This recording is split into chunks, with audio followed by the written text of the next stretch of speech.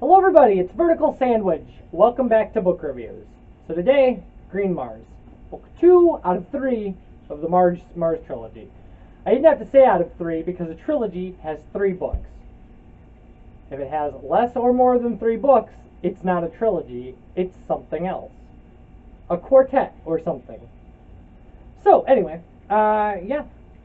So this is the continuation from Red Mars, the book we talked about last week, which I highly recommend. Now here's the thing that I have to say about this.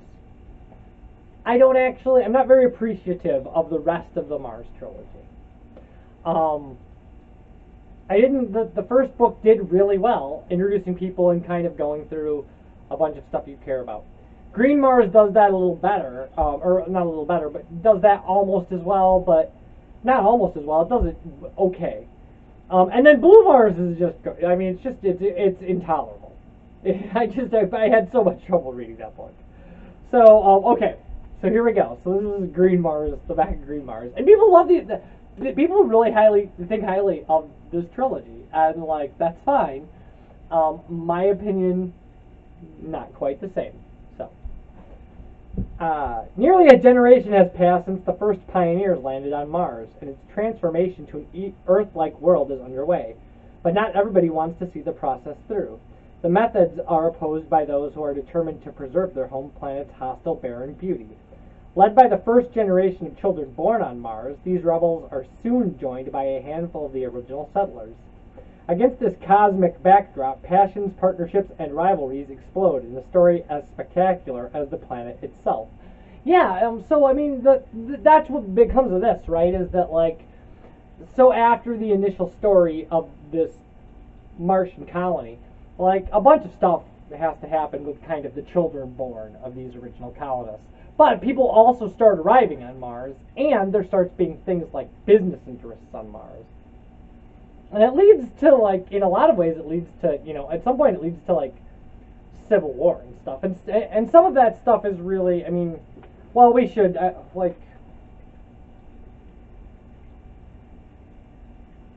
what is to be done? The spur of the moment. Phase change. Alright. So, there's going to be spoilers for Red Mars in here. So, let's just read a little bit about Anne. And things, and her kind of stuff. Okay. The cliff face disappeared in a rising cloud of dust, which billowed up and out as if a giant bomb had gone off. A distinct boom was followed by the faint roaring like distant thunder. She checked her wrist, a little under 4 minutes.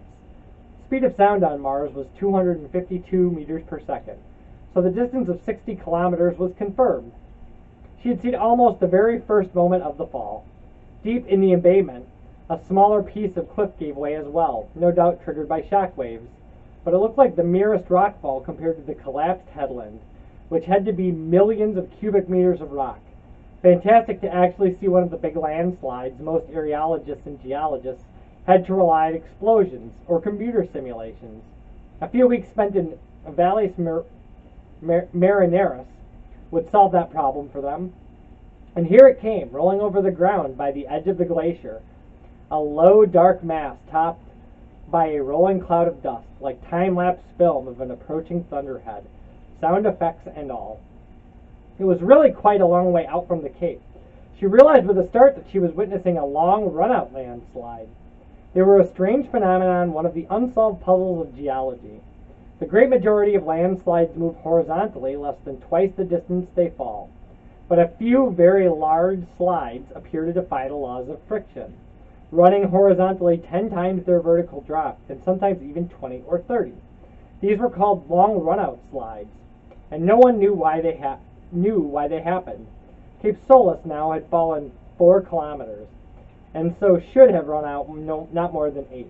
But there it was, well across the floor of Melis, running down canyon directly at Anne. If it ran only 15 times its vertical drop, it would roll right over her and slam into the Geneva spur. She adjusted the focus of her binoculars for the front edge of the slide, just visible as a dark churning mass under the tumbling dust cloud. She could feel her hand trembling against her helmet, but other than that she felt nothing. No fear, no regret, nothing. Nothing, in fact, but a sense of release.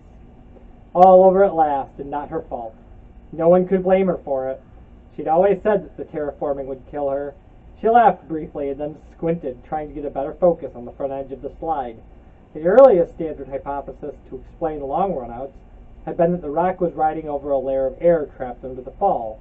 But then old long runouts discovered on Mars and Luna had cast doubts on that notion, and Anne agreed with those who argued that any air trapped under the rock would quickly diffuse upward.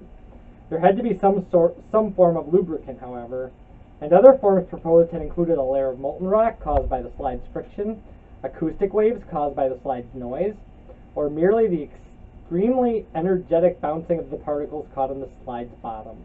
But none of these were very satisfactory suggestions, and no one knew for sure. She was being approached by a phenomenological mystery. Nothing about the mass approaching her under the dust cloud indicated one theory over another. Certainly it wasn't glowing like molten lava, and though it was loud, there was no way of judging whether it was loud enough to be riding on its own sonic boom. On it came, in any case, no matter what the mechanism, looked as though she was going to get a chance to investigate in person, her last act of contribution to geology, lost in the moment of discovery.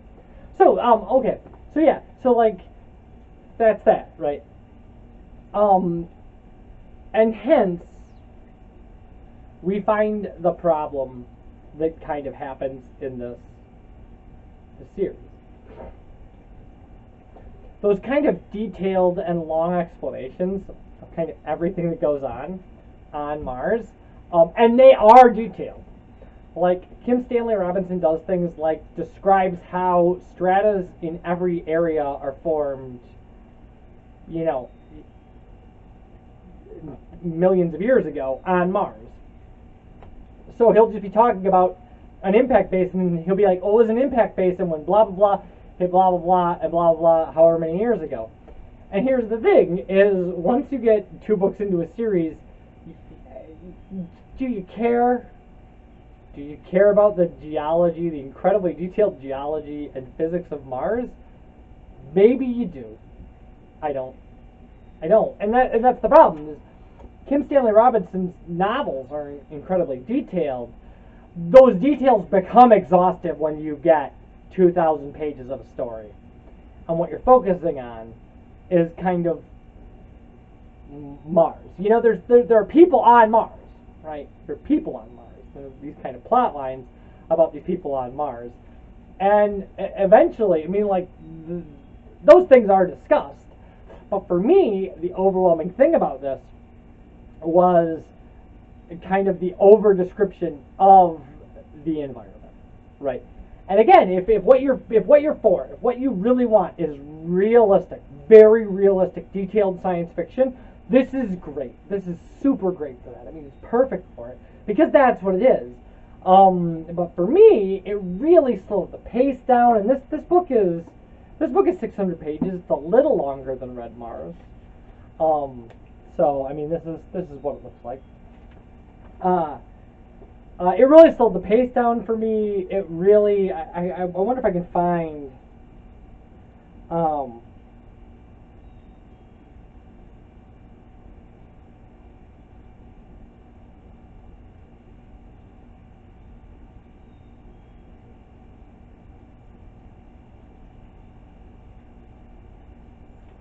I would really like to, you know, I mean,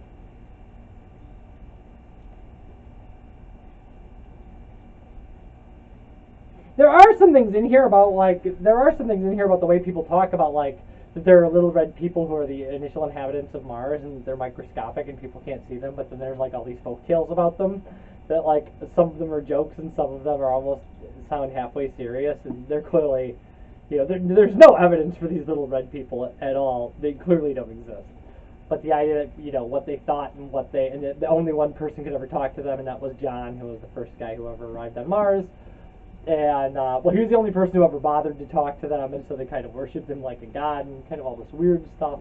And some of that is really fun, and it's really, but like I said, here's the thing for me, is for me, this series becomes very wound up in kind of the Red Planet, right? You know, in a way that for me I found exhausting.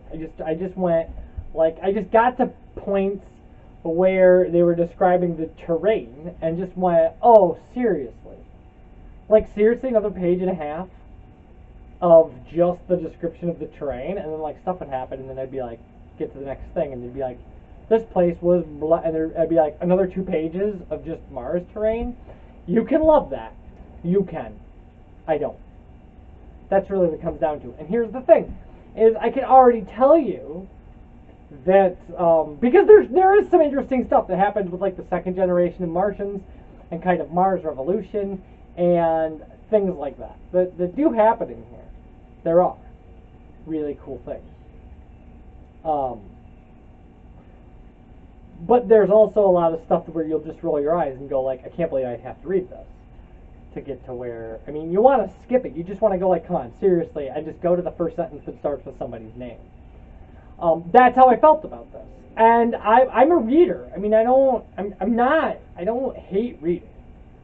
And I don't hate knowing things, but what I don't need is, there's no reason I need detailed first-hand imaginations of every landform on Mars over the course of, I think that these books span like 200 years. I really don't. I just don't. And that's what really bothered me about the series. Now, there is another book, and it won this book won the Hugo Award in 1994. So the year after Red Mars was nominated, this book won. So next week we're going to talk about Blue Mars, the conclusion of this series, and the winner in, I think 97, but we'll know that when we get there. And I will see you guys for that. Bye.